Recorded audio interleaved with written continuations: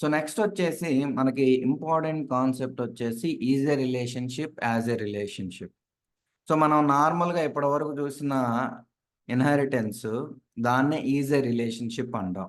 So మీకు child class నుంచి parent క్లాస్కి రిలేషన్ ఉంది కదా. సో ఆ రిలేషన్షిప్నే ఈజ్ ఎ రిలేషన్షిప్ అంటాం. సో బేసికల్గా మనకి పేరెంట్ ఏమో జనరలైజ్డ్ వర్షను, చైల్డ్ ఏమో స్పెషలైజ్డ్ వర్షన్ ఉంటుంది.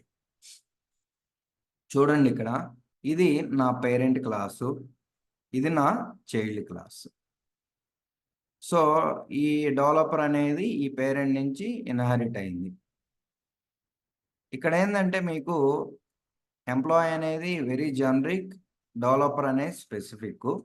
సో ఏవైతే ఎంప్లాయీలో ఉంటాయో అవి వస్తాయి. దాంతోపాటు మీదన్నా స్పెసిఫిక్గా ఓవర్ రైడ్ చేసుకోవాలంటే ఓవర్ రైడ్ చేసుకోవచ్చు, అడిషనల్ ఫంక్షనాలిటీ యాడ్ చేసుకోవచ్చు.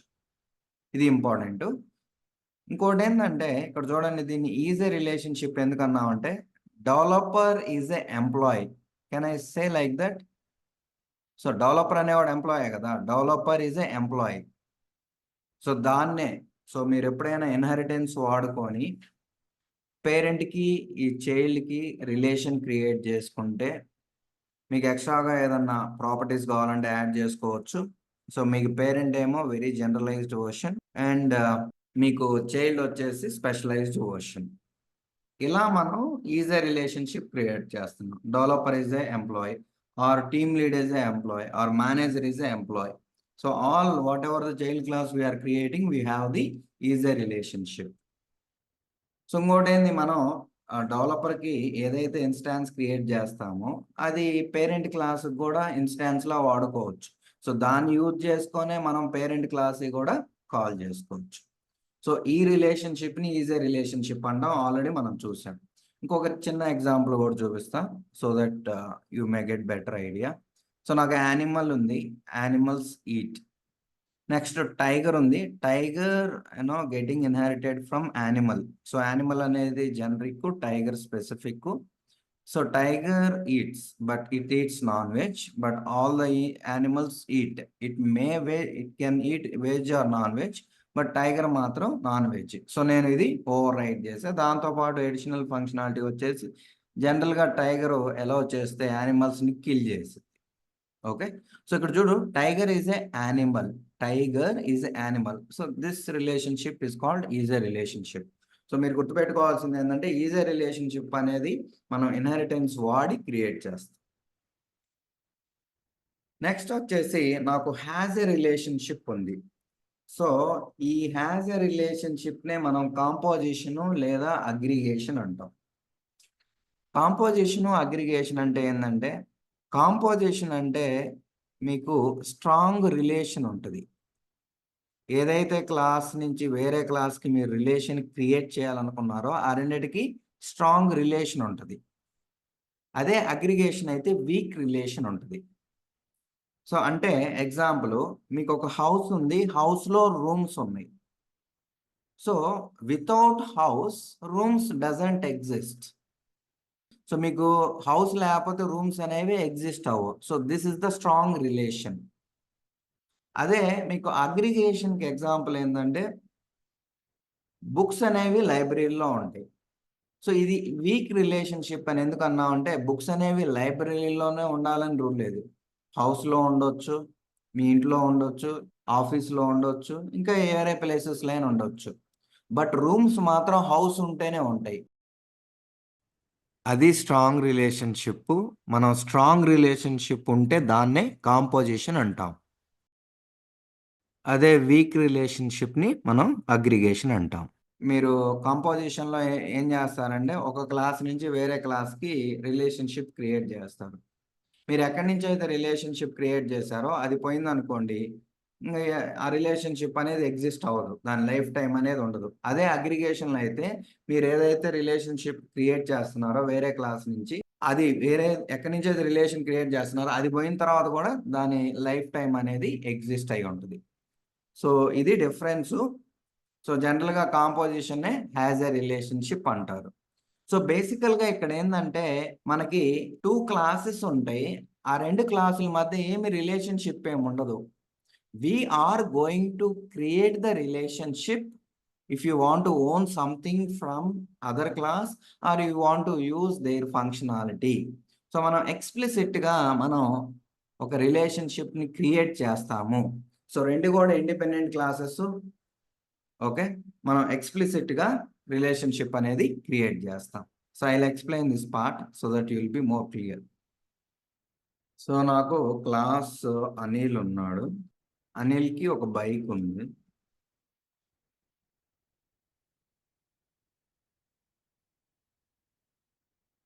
సో నేనేం చేస్తున్నానంటే రైడింగ్ ద బైక్ అని ఇస్తుంది. Just simple statement.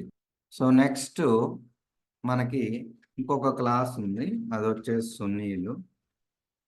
సో ఇతనికి కార్ ఒక్కటే ఉంది. సో ఆయన కార్ డ్రైవింగ్.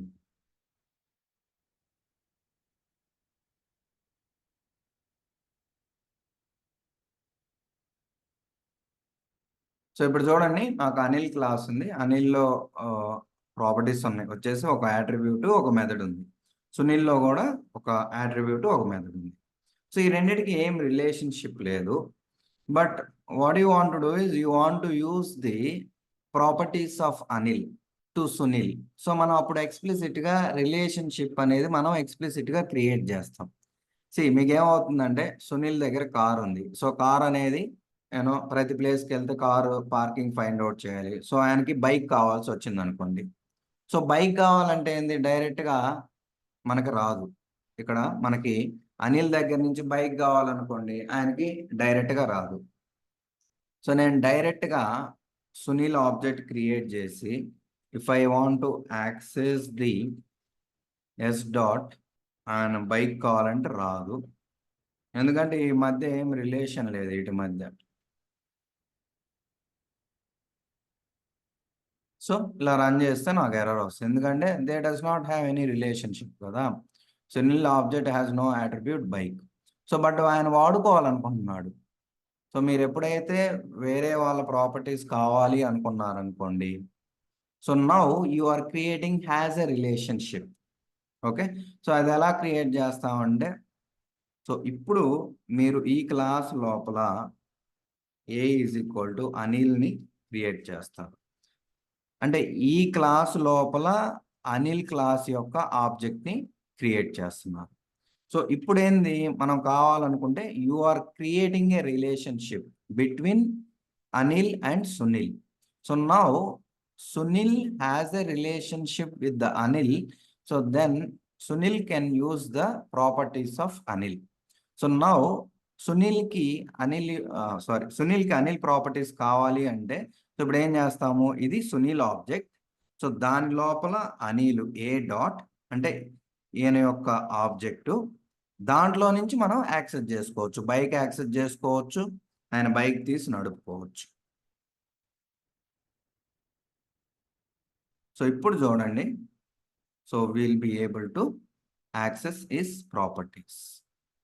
సో ఇది హ్యాజ్ ఎ రిలేషన్షిప్. అంటే హ్యాజ్ ఎ రిలేషన్షిప్ ఏంటంటే మీకు బై నేచరు వాళ్ళిద్దరి మధ్య ఏమి ఇన్హెరిటెన్స్ కానివ్వండి, ఏమి షేరింగ్ కానివ్వండి, క్వాలిటీస్ కానీ ఏమి ఉండవు. So we will create a relationship so that you can use the other class properties or other persons properties. So ఇలా మనం హ్యాజ్ ఎ రిలేషన్షిప్ క్రియేట్ చేసుకొని వేరే క్లాస్ నుంచి మనం ప్రాపర్టీస్ రీయూజ్ చేసుకోవచ్చు. సో నెక్స్ట్ మీకు ఇంకొక ఎగ్జాంపుల్ చెప్తాను హ్యాజ్ ఎ రిలేషన్షిప్కి. చూడండి, సో నాకు ఇంజన్ అనే ఒక క్లాస్ ఉంది, దాని తర్వాత కార్ అనే క్లాస్ ఉంది. సో మనకి car has engine, right? Definitely car will have engine because they both are independent classes.